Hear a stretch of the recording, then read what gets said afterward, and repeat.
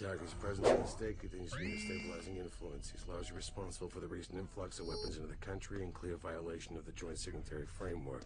His reputation as a dangerous arms dealer is well deserved. Orders are to terminate. Well, that didn't work out the way they planned. I'm still breathing and you're the one with malaria. You can tell them you tried, but that means fuck all, doesn't it? You're fired. You know it, and so do I. You had your shot, but now it's over. And since men like you only work for money, you're no longer my problem. You'll have to find something else to do with yourself now. What your old clients don't seem to understand is that they can't kill me. Do you understand what I'm saying? Nobody kills me. Nobody. The world of Far Cry 2 is filled with all sorts of nasty people, but the real star is the setting itself, a daunting 50 square kilometers of African landscape. Aside from providing the opportunity to soak up an amazing sunset, Far Cry 2's terrain brilliantly harmonizes with the first-person combat. With such a diverse landscape, all the environmental factors that go along with it, and a huge selection of weaponry, you're given a tremendous amount of freedom to approach each mission. And while the story feels like a bit of missed opportunity, the sheer amount of action, including solid online multiplayer, makes it hard to ever leave this African wilderness. Far Cry 2's story goes like this. You're a mercenary working for a client who sent you to an unnamed African nation engulfed in civil war, and your job is to take out a notorious arms dealer known as the Jackal. In order to find him, you'll need to begin working for various warring factions that the Jackal has armed so that you can trace the supply line back to your target. Complicating things is the fact that your character has malaria, which means you'll occasionally need to play nice with the non-violent underground, the only group with the medical connections necessary to keep your potentially life-threatening symptoms at bay. One unique thing about the story missions is the buddy system. Instead of just taking out a target, you have the option to earn extra reputation points by working alongside one of the game's various mercenaries you've befriended. This gives you a little more insight into these characters, but not much, and that's really par for the course. The main story is delivered in such a rushed, quick and dirty way that you never really feel involved in the game's overarching conflict. Find the team and destroy their gear. Then they are nice and screwed. Payments here.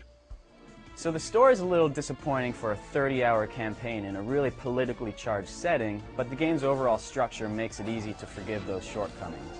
It's very much a sandbox game where you can approach each side mission however you want and whenever you want.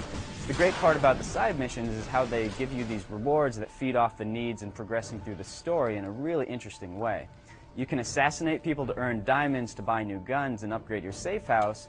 You can take out weapon convoys to unlock new guns for purchase, and you can even deliver transit papers to refugees for malaria medication, and that'll keep your stamina and health up along the way. That freedom in choosing your mission extends to how you approach them as well, and that's where Far Cry 2 really shines. If your job is to take out a key figure hidden in a jungle camp, you'll want to wait until night and stalk him down with a machete under the cover of darkness. If it's a windy day and you need to take out a bandit outpost in the dry plains, you can start a fire from far away with a flare gun and let the breeze spread the fire toward them, finishing off the survivors with a sniper rifle. But watch out, weapons will show dirt, they'll jam, and they'll even break. You need to heal yourself in battle as well, like snapping a broken bone into place and yanking bullets out of your arm. This all gives the combat a really unique, sort of desperate and improvised feeling, which makes it a lot of fun. With so much ground to cover, you'll find lots of vehicles too, like SUVs, licensed Jeeps, riverboats, dune buggies, hang gliders, and lots of others. And all that ground that you cover looks really great. Maybe not as great as Crysis, but certainly a lot more diverse in its landscape. You'll see dense forests, rolling plains, arid deserts, rocky badlands, and even run-down villages.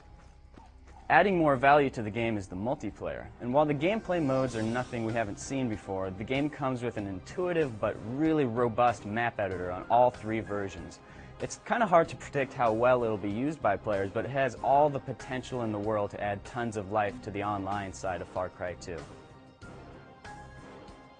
Unlike the first Far Cry, this game will be available on all three platforms: PC, Xbox 360, and PlayStation 3. The PC one definitely looks the best, and that's the one that should be the first choice for anyone with a powerful rig, but you won't be disappointed by the console version by any means. No matter which system you pick it up for, Far Cry 2 is a great shooter that'll keep you lost in the wilderness for a long, long time.